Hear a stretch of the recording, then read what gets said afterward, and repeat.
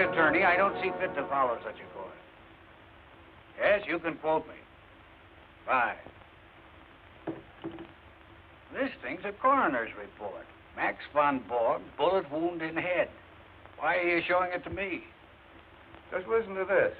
Has anybody invited you to join the Crusaders?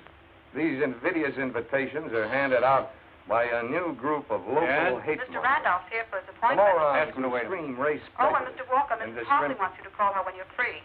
Oh, that'll be another speech. I'll phone her race later. prejudice and discrimination and make money out of it. What were you saying, Howard? You look at it. Read down there where it's marked. I traced some of their leaflets to a small print shop here in the city. A fellow named Max von Borg prints them, but he isn't telling who pays for them. I'm out to uncover the patron of these lunatics who start hate campaigns. I'm out to find him and expose him. Well? A man named Max Borg prints leaflets for a hate group. A man named Max Borg kills himself. I want to look into it. When was this in Riggs' column? Today. When did Borg die? Today. Get Riggs down here. No, I can always do better with Charlie Riggs if I meet him off my beat. Oh, you know him? Sure. He's going to be my brother-in-law any week now. All right. Go find him in some nightclub.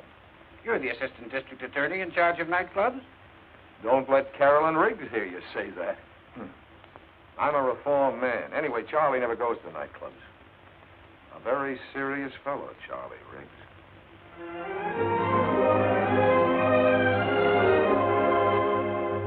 Charlie, what makes you think Borg was murdered? Sometimes a lot of people have to get killed to protect an industry.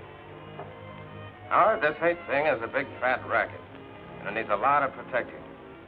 If your office knew its business, they'd have gone after these racketeers a long time ago.